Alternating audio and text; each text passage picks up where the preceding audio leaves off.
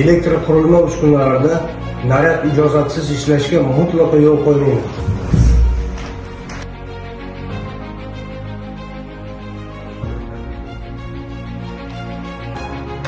Naryad asosida ish joyini tayyorlash hamda ishga qo'yish xavfsizlik texnikasi garovdir. Xavfsizlik tanlov emas, bu majburiyat.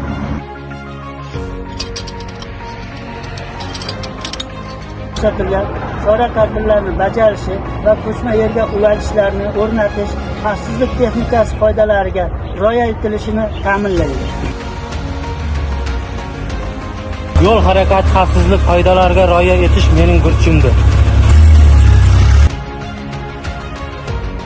Himoya vositalarining bitligi va sozligi xavfli omillarning oldini olish zarurdir.